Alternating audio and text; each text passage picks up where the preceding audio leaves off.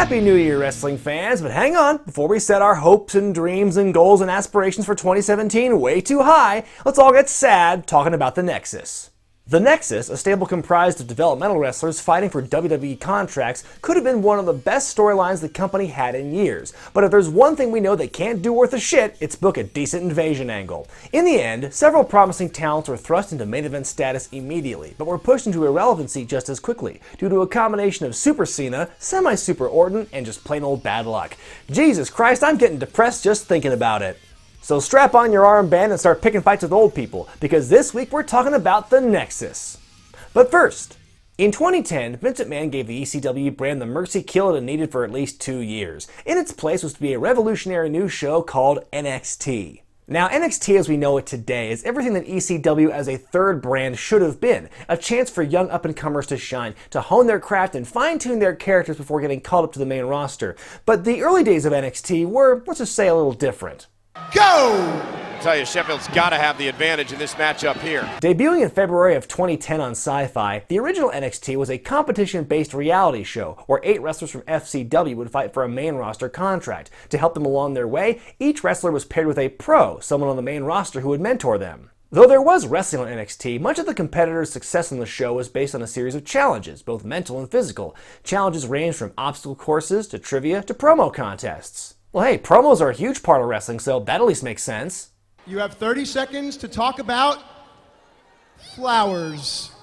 A lot of flowers grow in South Africa. I'm not really a big fan of flowers, but Keep in mind, the competitors went into each challenge blind, with no prep time. It was sink or swim, and that was pretty much the point. The goal was to see how these wrestlers would react to certain situations and perform given the material they were given on very little notice. Like, for example, being made to sell programs. We're giving everything away! This is ridiculous. But to watch these guys who were already in developmental fighting for a chance to be on TV in the first place, to have them go through this initiation process all over again is totally unfair. Why would you put them through this kind of humiliation on such a large scale, possibly ruining any chance they have at getting over in the future? From this moment on, this will be the moment. I should also point out that it was the inaugural season of NXT where the heel Michael Cole experiment was born. For all the crap I've given the character over the years, in these small doses, Cole as a heel worked fine. He rightfully buried the segments that weren't getting over, and he played a great foil to underdog Daniel Bryan. Then they went overboard and made heel Michael Cole one of the biggest things on main roster television for the next year. So you can't say NXT didn't make new stars! After 12 weeks of competition, the eliminations started coming. Daniel Bryan, Michael Tarver, and Skip Sheffield were the first to go, and on it went until week 15, when Wade Barrett beat David Otunga in the finals to become the winner and earn himself a championship match. So the first NXT was an interesting experiment, and there were some odd moments here and there, but it introduced fans to a lot of new guys who could become big stars in the company in the future. For now, we'd have to wait and see how Wade Barrett, the winner, would be introduced. You got Gallows, Serena. Kane. Whoa, wait a minute. Why is everyone else there? What's going on there, Tekken? There's chaos at ringside. Oh, this is interesting. Okay, this is kind of cool. You are not better than me!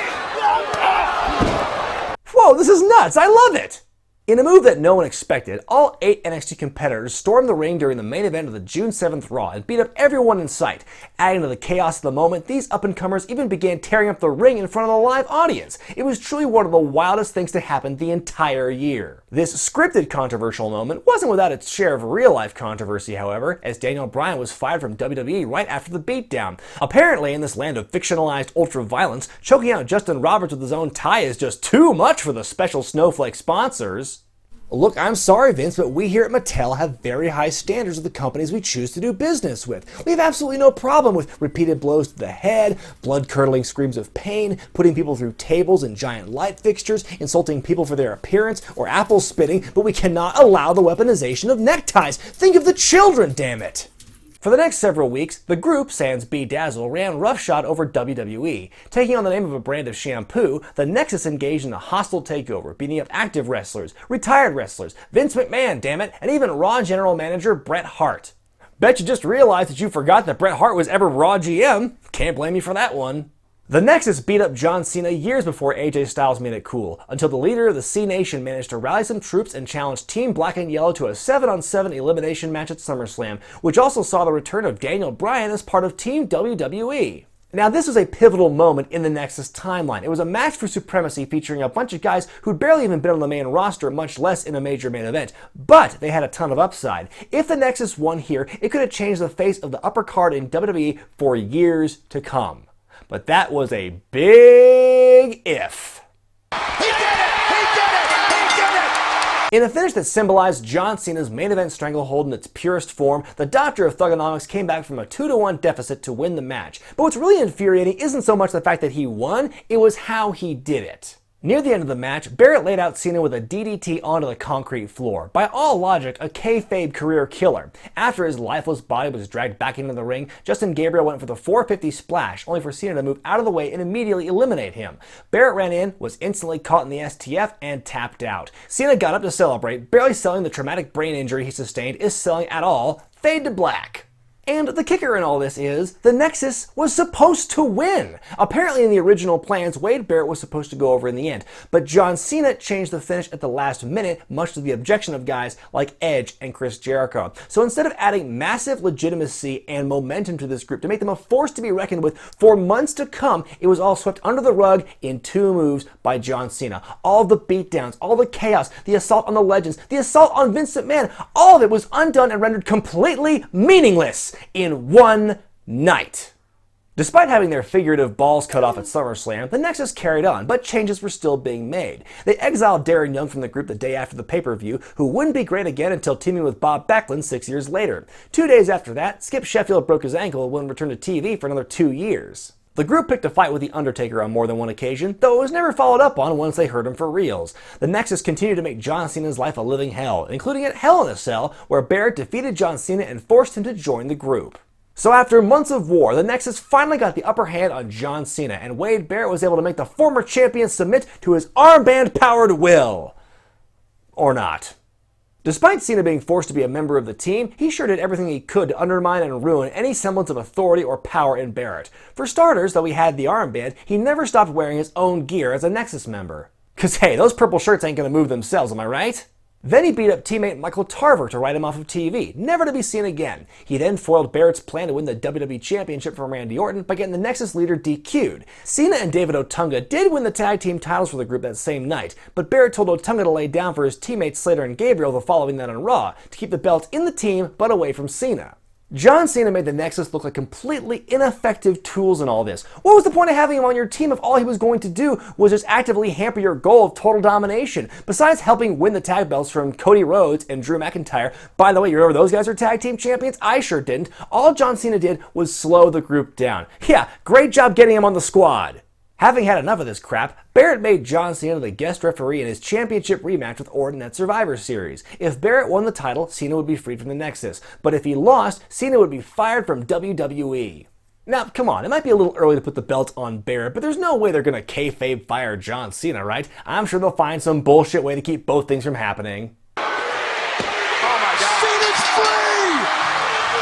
Cena's fired. Wow, they went through with it, huh? Okay, well, the Nexus finally shows some teeth. John Cena gets fired. Maybe a turnaround's coming up ahead. The next night on Raw, John Cena gave an emotional farewell speech to the fans. Then he showed up in the main event to cost Barrett the title once again. Then he appeared the next week to beat up on the Nexus. Then he appeared the week after that to beat him up some more. You know what? I get the feeling the company was just afraid to take John Cena off TV.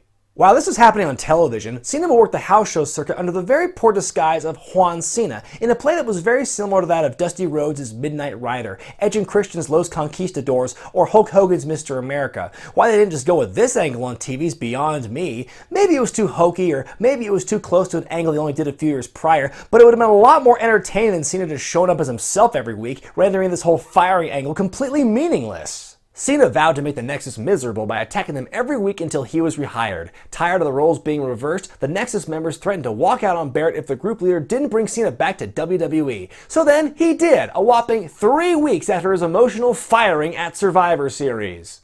Hey guys, can I talk to you for a minute? Just over here? Come right over here for a second. Hey guys, Otunga, Gabriel, Slater, etc. I don't know if you guys are aware of this, but You know there are 7 of you, right? I mean, you just added Husky Harris and Michael McGillicuddy, and you're afraid one guy, John Cena, he's gonna beat you guys, all 7 of you guys up. I'm sorry, what was it that got you over in the first place? What did you do for the weeks and months before all this? You all mobilized and you beat up the one guy. Have you all forgotten how to do that? What kind of weak band of rebels are you anyway? You know what? I'm done talking to you guys. Let's go. I'm done with you guys. I'm going back here. Then the Nexus managed to keep on rolling despite this new massive setback. In a surprising twist, CM Punk joined the crew and kicked Wade Barrett out. As the new leader, Punk held a series of initiations for the other members to prove their loyalty, from getting beaten up by other wrestlers to receiving lashes with a leather strap. Sadly, we never saw an initiation process where someone had to spend all night in old man Tronson's house. Heath Slater and Justin Gabriel were the only members to deny their initiations, as neither wanted to wail on the other with a kendo stick. The two of them went to join Barrett on SmackDown and formed The Core, the group responsible for one of the world's shittiest t-shirt designs. With the addition of Mason Ryan, aka Batista if he were from Wales and had no charisma, the new Nexus was in place. They briefly feuded with The Core before moving on to the 2011 Royal Rumble. The new Nexus dominated the Rumble match with the goal to help CM Punk win, but the entire group would go on to be eliminated by John Cena. Jesus, did the Nexus kill John Cena's mother and father or something? I've never seen something in wrestling so one-sided. But instead of slamming his dick in a door, Punk decided to headbutt a wall. By which I mean, instead of feuding with John Cena, Punk moved on to a rivalry with Randy Orton. In a refreshing bit of continuity, Punk switches focus to Orton out of revenge for being forced to vacate the world title in 2008 thanks to a backstage attack by the Apex Predator. The build to their match at WrestleMania 27 saw all the Chick Magnet's lackeys get punted in the dome, one by one, before Punk was all alone. The two had a really good match, one of the best of the card, but Punk ultimately fell at the hands of Orton. The new Nexus lingered for another couple of months, but couldn't possibly match the impact the original group had back in the summer of 2010. Though Punk was technically still the leader of the group going into Money in the Bank, and was even credited as such in the entrance for his match, he had forsaken the black and yellow merch for a more iconic t-shirt, which told you all you needed to know. Punk defeated John Cena in a hell of a match for the WWE Championship, the summer of Punk began, and that was how the Nexus died its quiet, uneventful death. You know, when the Spirit Squad debuted in 2006, it ruined the careers of 5 guys at once, save for Nick Nemeth, but you could argue that they never had a chance to really get over because of the gimmick they were given. But with the Nexus, it ruined the careers of 7 guys, and what was especially tragic was, it wasn't supposed to be like this.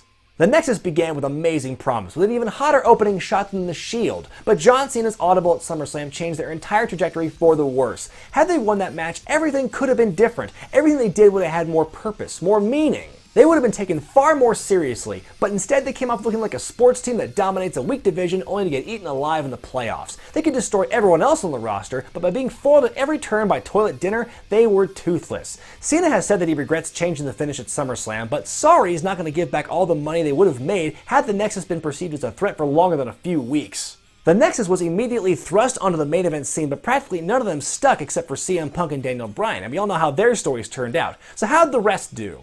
Wade Barrett was plagued with start-stop pushes and poorly timed injuries before being released last year. Skip Sheffield and Husky Harris went on to become Ryback and Bray Wyatt respectively, and they did and have done okay. David Otunga, the man who almost won that first season of NXT, is presently sucking in a major way on SmackDown commentary. Heath Slater finally got a killer storyline 6 years after his debut. Michael McGillicuddy had moments of brilliance a few years back as Curtis Axel, but is now the perfect jobber. Darren Young is somewhere in the Phantom Zone with Mr. Backlund at the time of this recording. Gabriel and Tarver are currently working the indie scene, and Mason Ryan has a gig at Cirque du Soleil. Collectively, it's not nearly as bad an end result as the Spirit Squad, but man, it could have gone so much better.